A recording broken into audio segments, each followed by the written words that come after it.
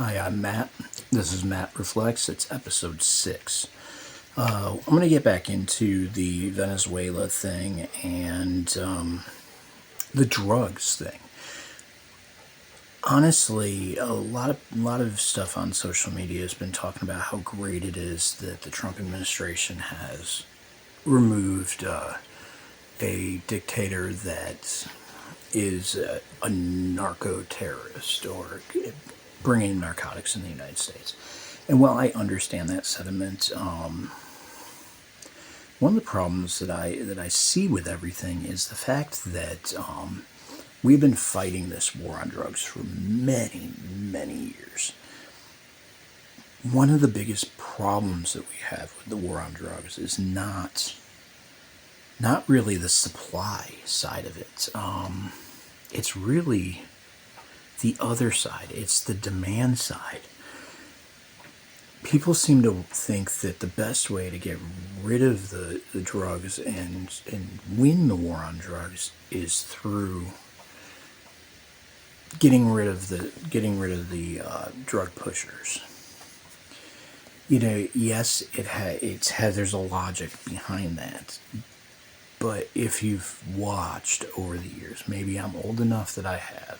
I'm only in my mid 40s, so I don't really feel like I've been around long enough to really know what's going on. But I do know one thing: the war on drugs has been an existential failure over the years. And part of it is we focus so much on let's bring down this big guy. The demand doesn't change. So you can take out Maduro. You can take out the cartels over in Mexico. You can take out the cartels in the guerrilla war or in the guerrillas over in Colombia. You can take out the manufacturers in China. And you're not going to stop the demand for the drugs. The only real way to target, yes, we do need to go after supply. That's obviously that has to happen as well.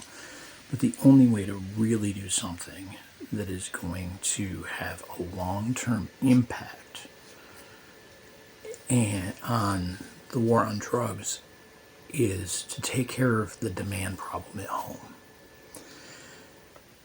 So, full disclosure on that, I worked at a drug rehab center in southwestern Virginia where I live.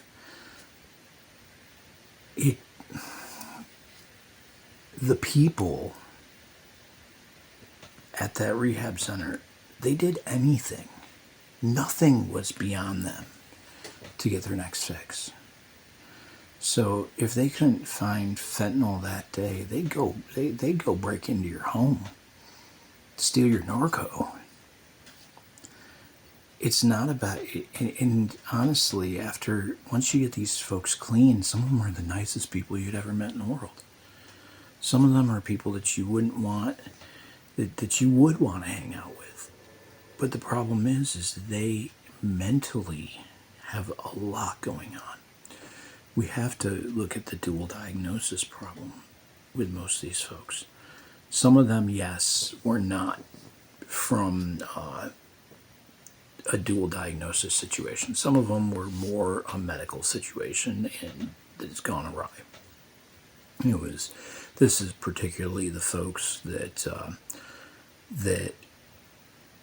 became addicted due to the Sackler issue, which you can watch that series called Dope Sick and get more information on the Sacklers and the problems that came about with the sales and distribution of OxyContin and what happened in our society.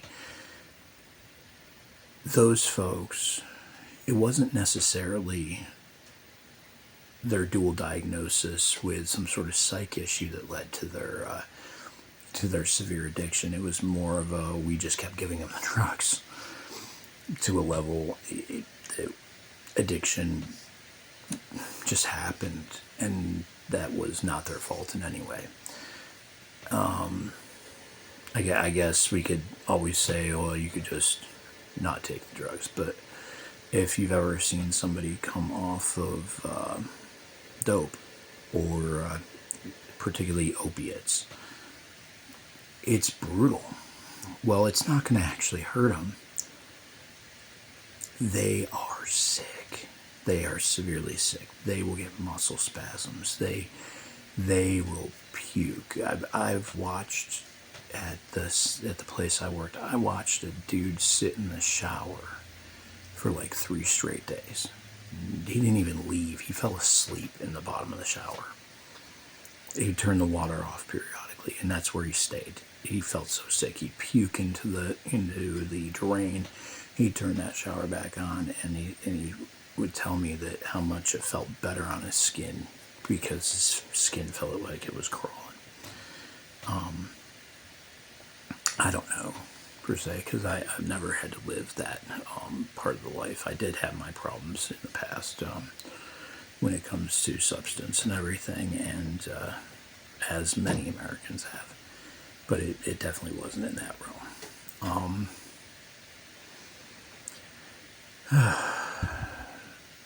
Well, I understand the first thing to go, let's get rid of these drug kingpins. And, as particularly the MAGAs who are like gun-ho for the idea of whatever Trump wants, really, because, some people are going against it. It's not really a good America First policy to start going in regime change all over the planet. It would be a better policy, America First, to stick the money into the healthcare industry where we can find a way to provide service to our addicts to get them off of the drugs. Anyway, I've rambled on about this for a while now. Once again, this is episode 6.